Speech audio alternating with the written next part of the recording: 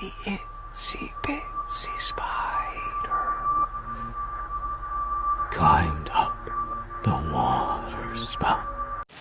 A Little Stranger and Little Liar. Огляд книжечки.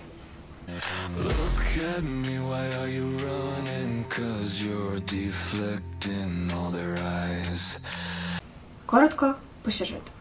У нас є родина Вайзів, де матір суддя, а батько адвокат.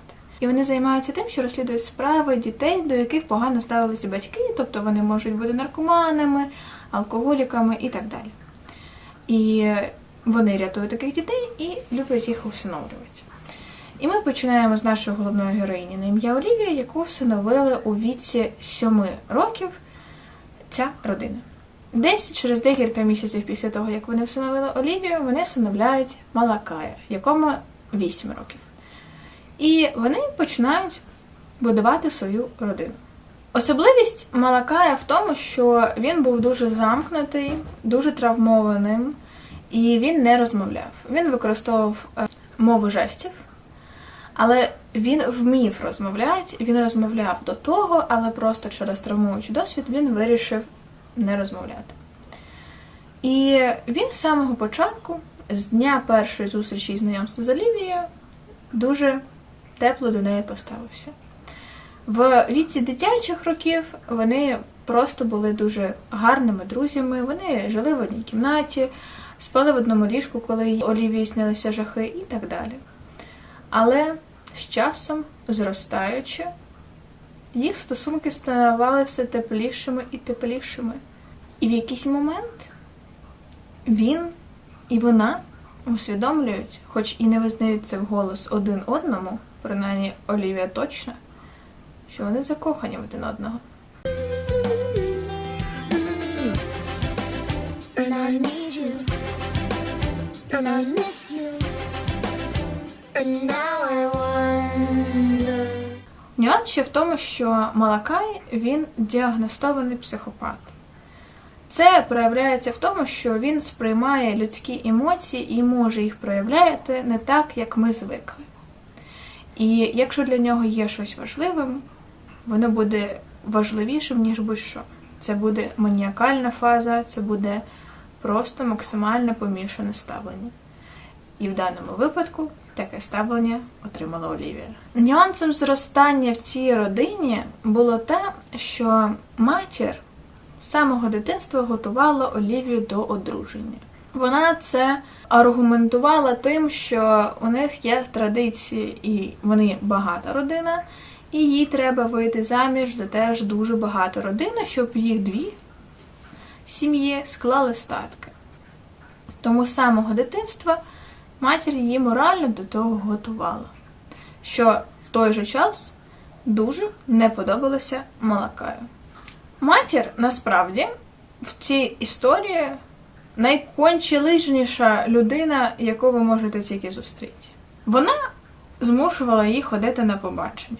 Вона не тільки робила і влаштовувала побачення, насправді. Деякі її дії з метою отримання додаткових грошей просто буквально перетворювалися на спробу продати власну доньку. І Малакай, він насправді був доволі невинний в деяких моментах. І в цілому, на даному етапі подій, які я зараз розповідаю, він доволі цнотливий і невинний. І деяких моментів він не розуміє. Для нього вона просто ходить на побачення і колись, через декілька років, можливо, одружиться, хоча він цього максимально не хоче. Йому максимально не подобається будь-який хлопець, який дихає буквально в її сторону. Він помішаний настільки, що цей емоційний стан перетворюється на неконтрольовану агресію. Why did you attack Adam in the gas station? We were just talking and you stormed in and went crazy. He was trying to take what was mine. I'm not yours, I reply, and regret it instantly as a shadow falls over his face. I'm your sister, that's all. I add to make things worse, to anger him further. We're the Vise kids. No, you were mine when we were kids, and you're mine now. You'll always be mine. Стосунки розвиваються доволі потайки і доволі специфічно, тому що вона просто намагається навчити його для початку, як це робити деякі речі в стосунках. Тому що йому завжди комфортно тільки з Олівією. І для того, щоб в майбутнього у нього був шанс якоюсь іншою дівчиною, він попросив навчити її. Так, час від часу, комунікуючи і навчаючись, їх стосунки поглиблюються до більш глибокого рівня в переносному і в буквальному сенсі. І вони дійсно розуміють, що вони кохають один одного. І так само вони розуміють, що вони не можуть кохати один одного, бо вони хоч і не кровні брат і сестра, але вони все ж таки родичі, у них одне прізвище. Але Малакая це не зупинить. Навіть коли він буде куштувати власну сестру і прийде їхній батько, він не зупиниться. І навіть після того, як його буквально відірвуть від Олівії, його самовпевнена маніакальна поведінка захоче відпускати лише токсичні, але в якийсь момент гарячі коментарі. Your daughter tastes fucking delicious. He signs. Too bad she's all mine. В результаті, коли батько їх палить, стається декілька неприємних, але важливих подій. І тут ми переходимо до другої частини першої книжки. Ми переходимо до наслідків його неконтрольованої агресії, до наслідків самої цієї ситуації і на 8 років по тому. Darling, guess who's back from jail?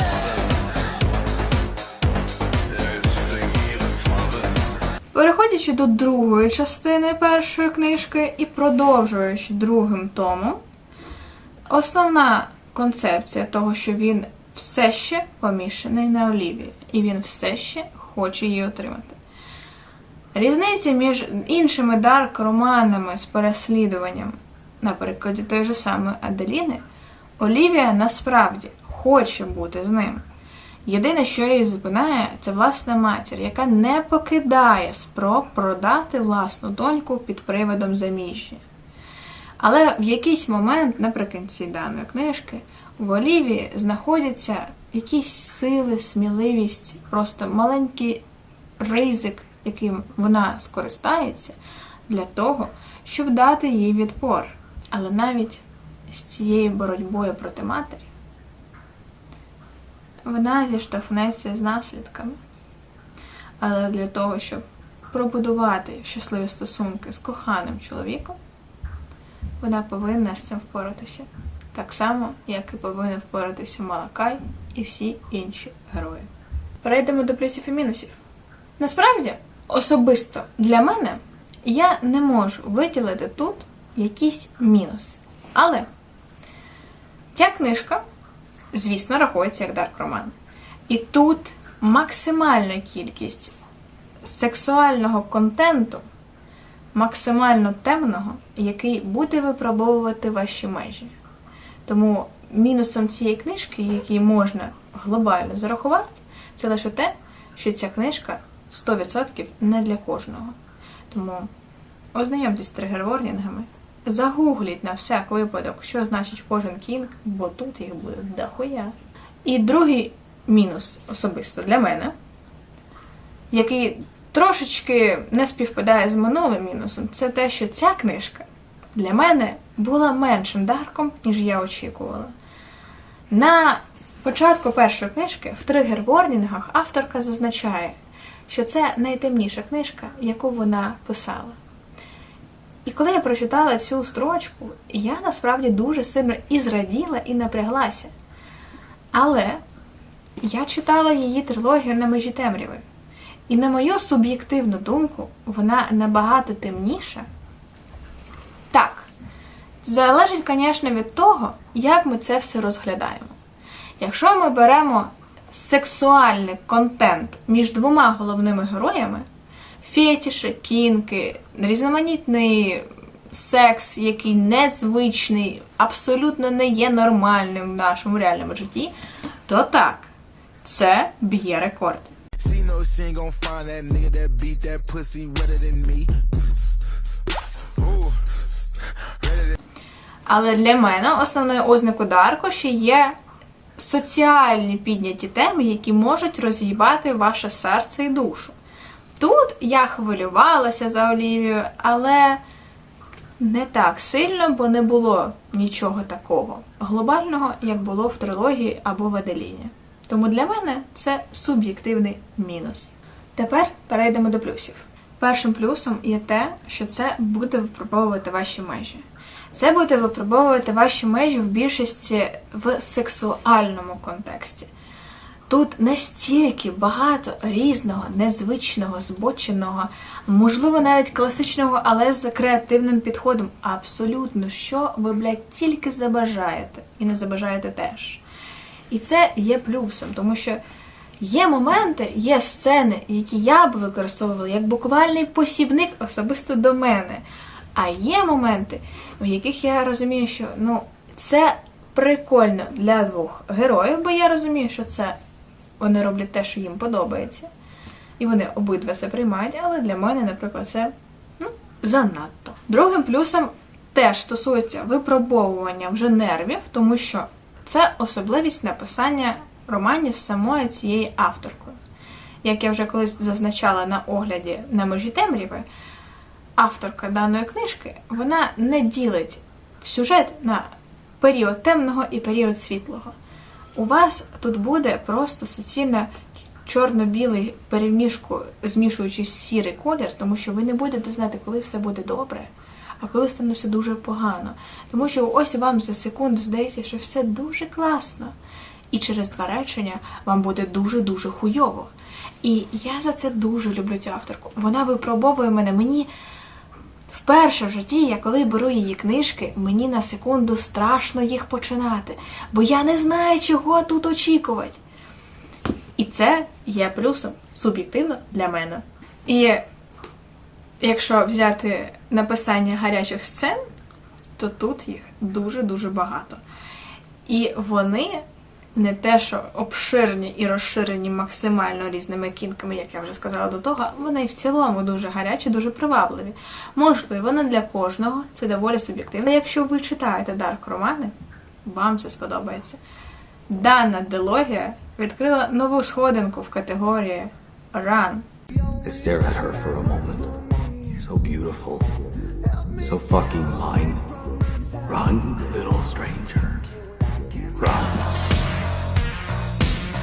Тепер перейдемо до героїв. Почнемо з головної героїні на ім'я Олівія. Насправді, я не настільки сильно прониклася великими почуттями до Олівії. Моментами вона мене навіть бісила, тому що вона веде себе як дуже нездоровий альтруїст. Через те, що вона була вдячна матері прийомній за те, що вона врятувала її життя, за те, що вона забрала її з поганої родини, що вона дала їй дах над головою, годувала, виховувала, таке інше, вона вважала себе зобов'язаною віддати частину свого життя, емоційного баласту, прославі теж, тому що вона хоче, блядь, щоб донька одружилася на тому, кого вибере вона, тобто матір. І я ніколи цього не зрозумію. Я розумію, що на початку, коли тобі 16, ти ще не все знаєш в цьому житті, окей, але вона ставала все старше і старше. Вона вже аналізувала і розуміла свої власні почуття. Вона вже розуміла, що вона хоче від того життя, але все ще ніяк не могла спромогтися її відстояти. І коли розкривається, наскільки далеко заходила її матір, від чого стає настільки огидно, і наскільки я ненавиджу її матір, я не розумію, як можна робити вигляд, що це є нормою. Через це у мене в певними моментами була антипатія до Олівії. Тепер перейдемо до головного героя на ім'я Малакай. Якщо ви назвете його Кай, він буде дуже незадоволений. Ну, по-перше, для тих, хто ще не читав, але любить дуже таємних сталкерів, гарячих, прихованих чоловіків в масках, то подивіться на нього. Його вайб просто каже сам за себе. I want to rip that fucking dress from your body, then make you bleed all over it. По-друге, Малакай – це, думаю, з урахуванням його здоров'я ментального, було щось на межі балансу між максимальною агресією, просто помішаною поведінкою, владною, дуже жадібною до Олівії. You're fucking welcome, Olivia. They weren't enough for you. No one is except me. І до невинного хвилювання на рівні вже настільки абсурдно милого, коли він її переслідує і дуже боїться, що вона дізнається, що це він, що змушує просто моє серденько битися втричі швидше. Does she know it's me? Has she figured out that I screwed her while she was asleep? Fuck, I don't know. I'll just look at... Hey! Дисклеймер, який я хочу додати щодо Малакая, що, наприклад, якщо його порівнювати з іншими відомими сталкерами і психопатами в книжках, можливо, не всіма, але Малакай офіційно діагностований психопат. Тому звинувачувати його за його поведінку дуже нелогічно. Враховуючи, що головній героїні було комфортно з ним в будь-якому його емоційному стані, я, як людина, вчитуючи більш глибший контекст його поведінки і в цілому його життя, мені його в більшості випадків було шкода, і дійсно я просто хотіла обійняти цього персонажа. Так, він може бути йобнутими моментами, він може вбивати людей, закопувати їх на своєму задньому подвір'ї, бо вони чхнули не так на ту Олівію. А він може в той же момент хвилюватися, що вона просить зробити якусь позу в сексі, яку він ніколи не пробував, бо вона єдина його партнерка, і він боїться налажати. І це настільки емоційно туди-сюди тебе відкидує, що я просто не можу не розтанути до того персонажа. Але зауважу знову ж таки, це моє суб'єктивне ставлення.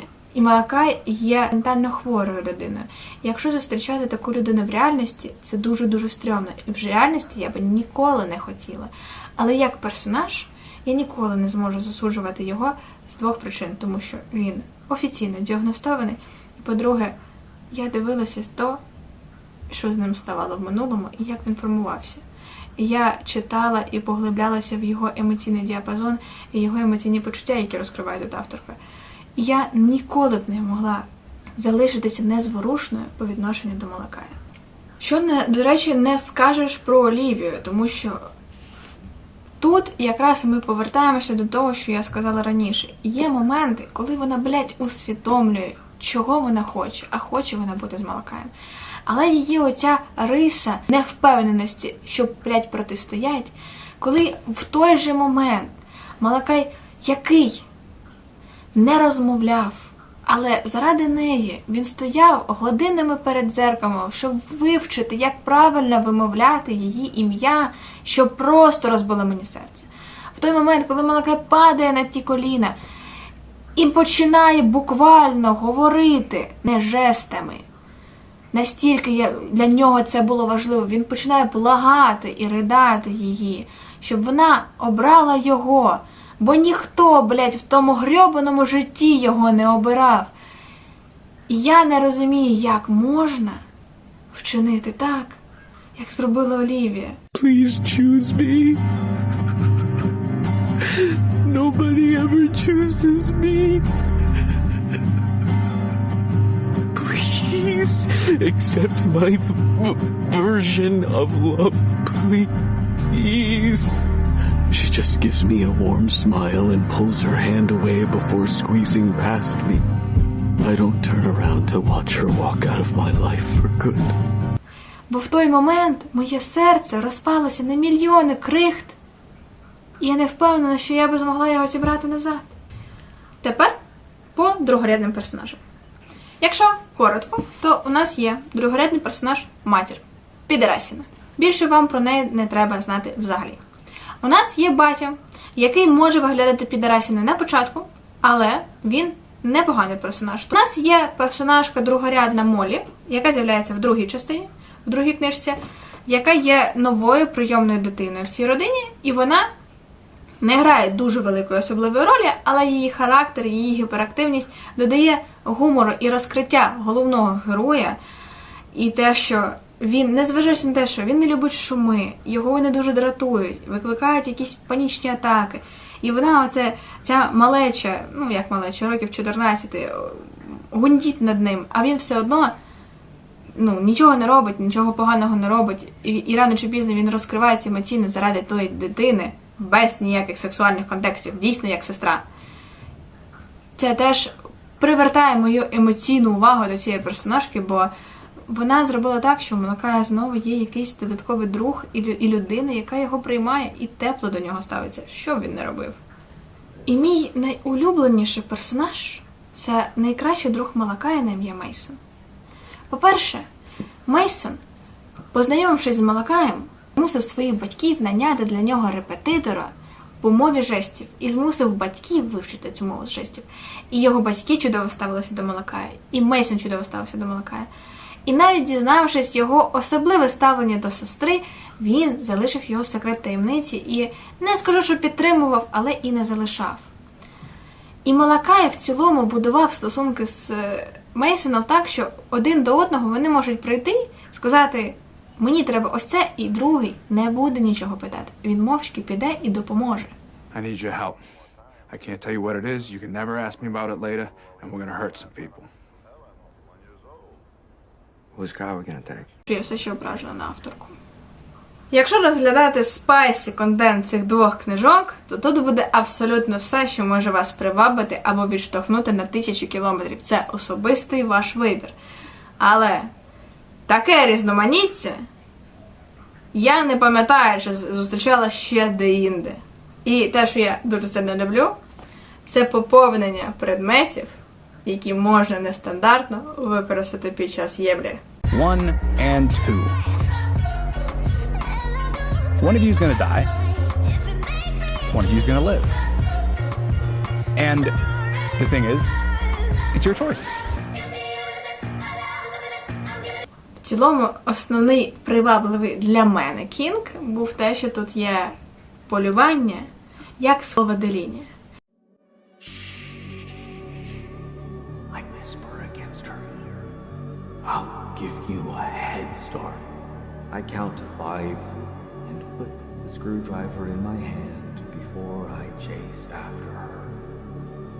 Run, little stranger. Незважаючи на те, що тут дуже багато темного, максимально збоченого, гарячого і сексуального, тут я навіть могла знайти дуже романтичні моменти.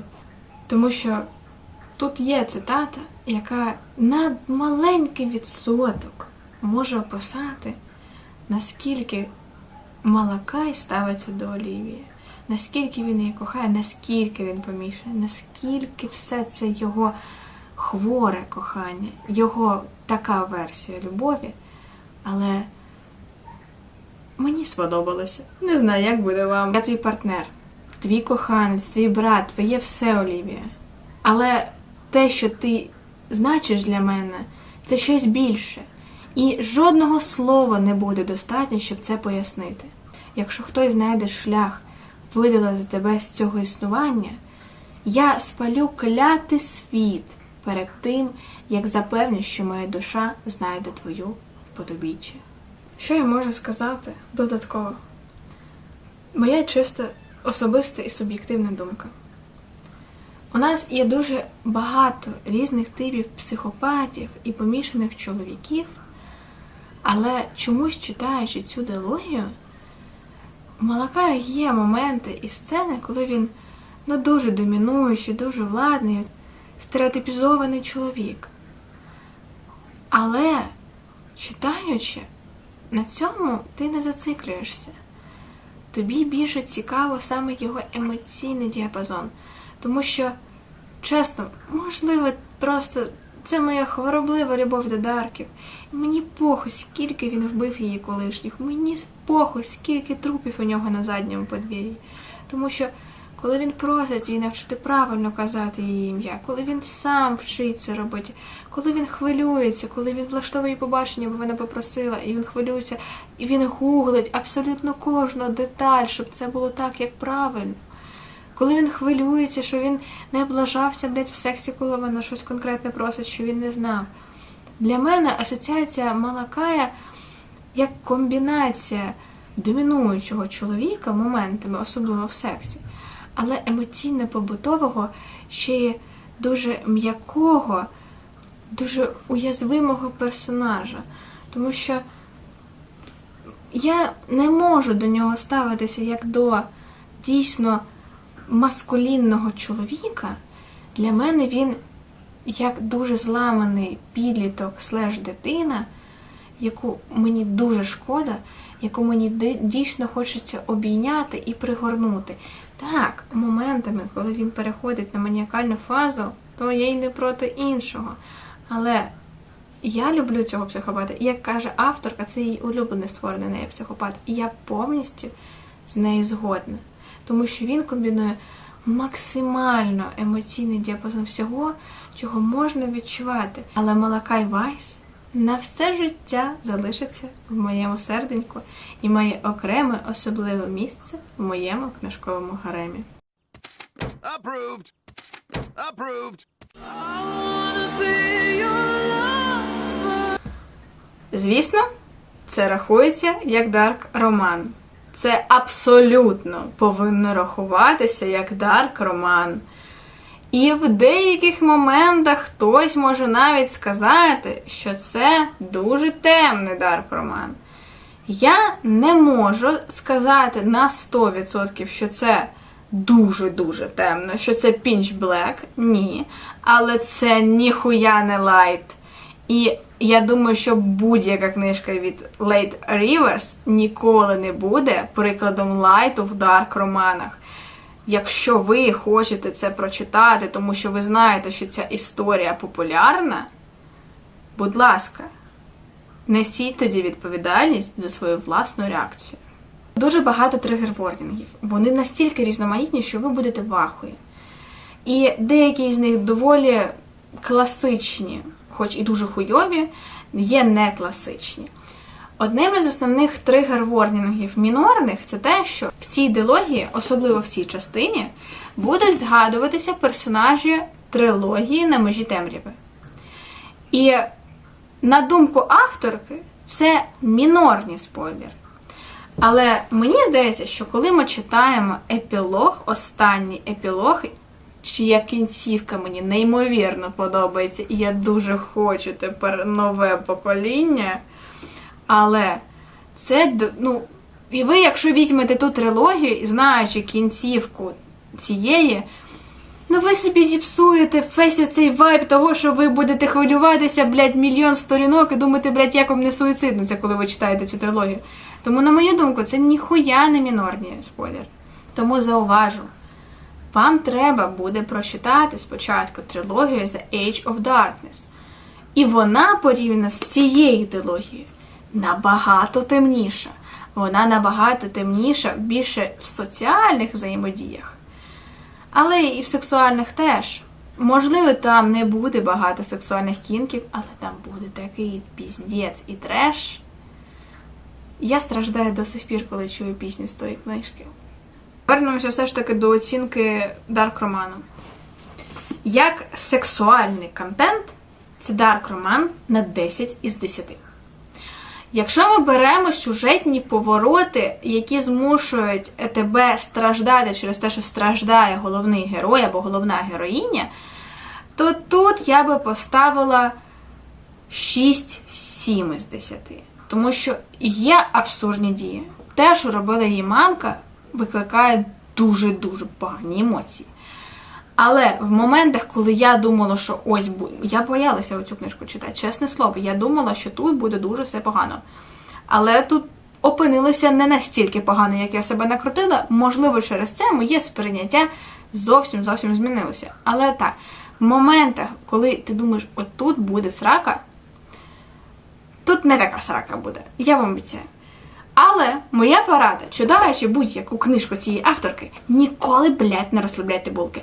Вам буде здаватися, що все добре. Не робіть цієї помилки. Не давайте обдурити себе, бо потім буде боляче. Враховуючи, що тут не банальний сюжет, доволі креативний сюжет, гарячі, добре деталізовані, прописані сексуальні сцени, різноманітні тригер-ворнінгів, кінків, і навіть незважаючи на те, що сюжет не настільки темний, що мені хочеться ридати в куточку, я хочу поставити цьому дарк-роману десь 8-9 з 10.